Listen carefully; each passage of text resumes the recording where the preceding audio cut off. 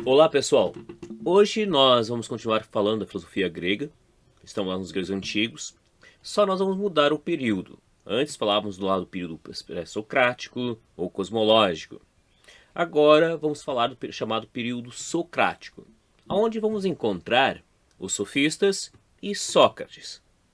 Mas para entender a filosofia desses autores, é muito interessante nós termos em conta a democracia. A democracia, a qual é definida, se nós olharmos, nós definimos democracia como governo do povo. Mesmo porque a parte demo, é igual do grego, significa povo. Mas ela tem um acréscimo, cracia, que está à frente. Tá? Ou seja, governo do povo. Mas nesse caso, a pergunta que devemos fazer é quem é o povo? Para os gregos antigos, e até mesmo quando nós falarmos das revoluções burguesas, nós vamos ter em conta que povo é uma categoria política, ou seja, trata-se das pessoas que tomam decisões em favor da cidade, em favor do país, mas isso quando formar o Estado-nação. No texto grego, nós falamos da cidade-nação, ou seja, cada cidade, como por exemplo Atenas, Espartas e outras, elas eram independentes, tinham status de nação. Por isso falamos Estado, cidade, nação. No caso da Grécia Antiga, nós temos o desenvolvimento da democracia. A democracia, o governo do povo. Quem era o povo? Eram os chamados cidadãos. Agora a pergunta é, cidadão? Quem é o cidadão? Cidadão para os gregos antigos eram aqueles que poderiam votar nas leis que determinariam o destino da cidade, da polis. O termo polis é igual a cidade no grego. Agora, quem teria esse direito? Para os gregos, o primeiro princípio é a independência econômica, ou seja, a pessoa que dependesse de outro para viver não poderia ser considerada cidadã. Nesse caso, eram excluídos os escravos, também estavam excluídas as mulheres, que nós vivemos uma sociedade patriarcal, ou seja, que o homem está à frente, que detém maior poder, exerce domínio nas relações. Com isso, a mulher estava fora da cidadania. Também quem estava fora da cidadania eram os estrangeiros. Então, por exemplo, nós falamos lá do filósofo Aristóteles, vamos estudar mais tarde. Aristóteles, ele era estagira. Por isso, ele não tinha seu status de cidadão. Embora ele vá falar da política, porém, ele não tem o direito ao voto. Ele está excluído. Então, as mulheres estavam fora da democracia ateniense. Também os comerciantes. Porque para os gregos, o comerciante ele tem um negócio próprio. Não tem tempo para cuidar da coisa pública. Porque os gregos tinham bem clara a definição, a separação entre bem público e bem privado.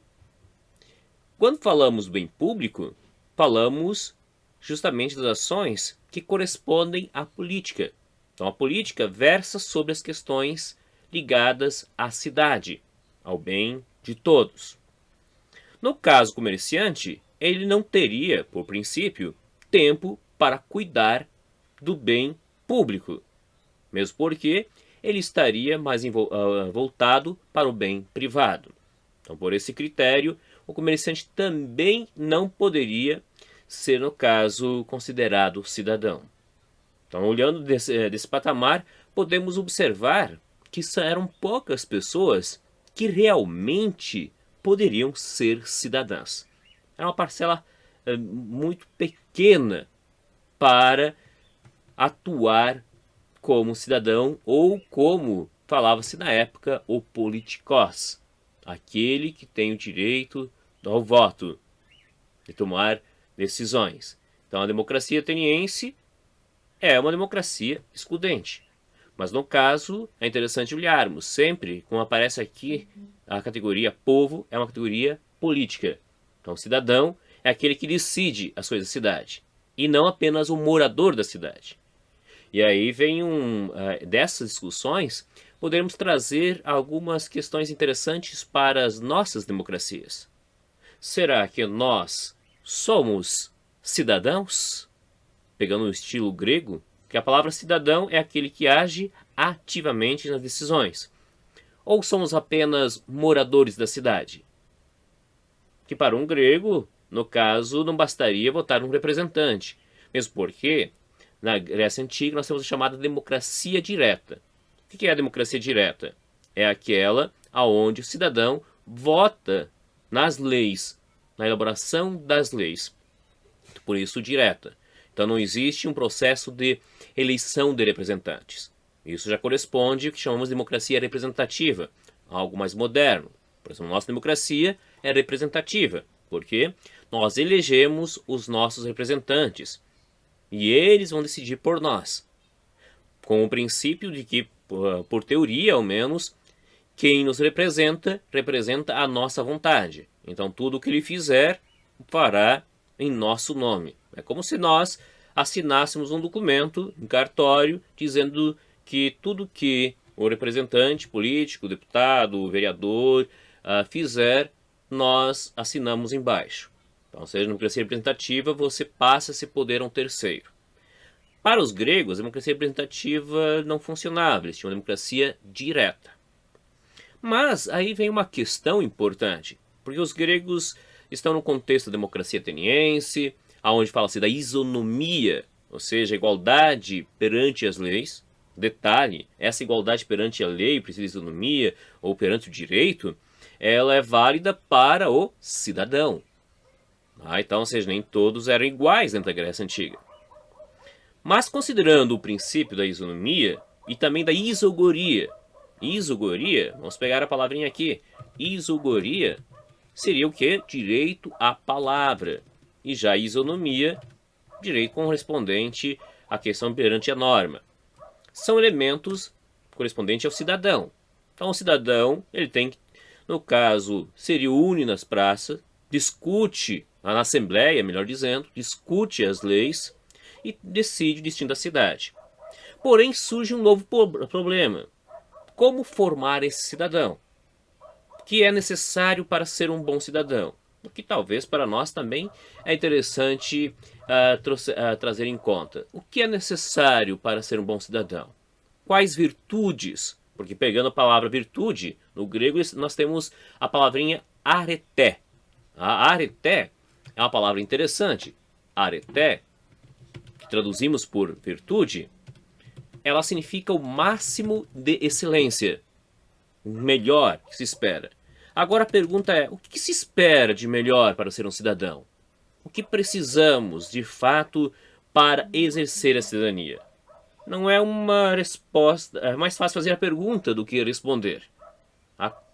E aí vem uma outra questão que estava muito presente entre os gregos, como formar esse cidadão, ou melhor dizendo, que educação seria necessária para formar bons cidadãos. Por isso aparece que o ideal da paideia, o ideal da formação do homem grego, que no contexto da democracia ateniense é a formação da virtude do cidadão. Aparece esse cenário.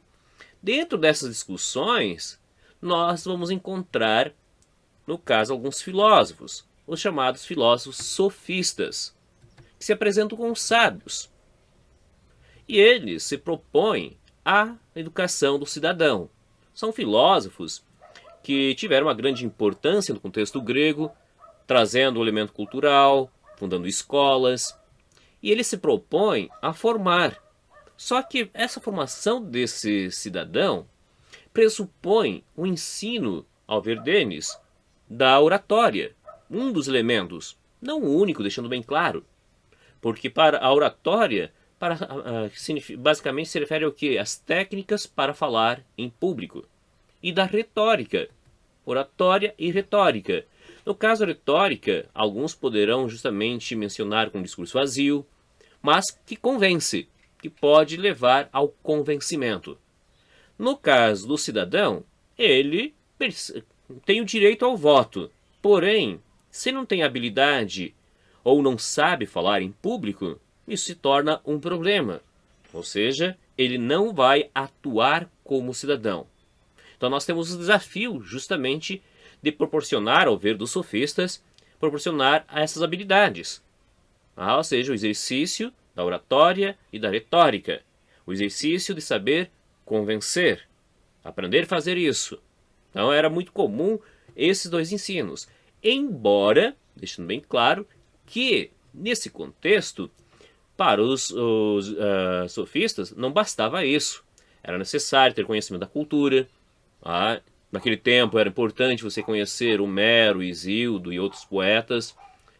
Também era fundamental você ter o conhecimento da música, da matemática, da aritmética. Ou seja, para os sofistas aparece uma espécie de currículo necessário para desenvolver habilidades para formar o cidadão. Mas a prova final para descobrirmos se esses realmente venham se tornar um bom cidadão era a prática. Mas qual prática? A de atuar na cidade. Ou seja, atuar na assembleia, aonde teria justamente todas as discussões. Que mesmo tendo todo um percurso formativo, pode ocorrer que no final não se tenha o êxito, não se tenha a virtude, por maior esforço que haja. Entre os representantes dos sofistas, encontramos alguns. Temos Górgias, Protágoras, muito conhecido por uma frase que é a seguinte: o homem é a medida de todas as coisas. O que isso quer dizer? Para esses filósofos sofistas, não existe uma lei pronta, uma lei divina. Como os deuses gregos eram politeístas, havia a questão dos deuses, dos mitos gregos. Para Protágoras, não existe um conceito pronto, mas existe justamente o que? A construção de leis e de princípios que vão orientar o ser humano na cidade. Mas, para isso, nesse sentido, as leis são convencionais, fruto do quê? Da convenção, de uma construção humana. Então, as leis são construções humanas e não aparatos divinos. E, no caso, para os sofistas, aí vem a discussão, mas então para os sofistas não existiria injustiça? Para eles, sim, existe um conceito de justiça, mas não um conceito ideal de justiça. Ou seja, está pronto uma ideia, algo que venhamos seguir de antemão. Não. Justiça é seguir a lei que o cidadão criou.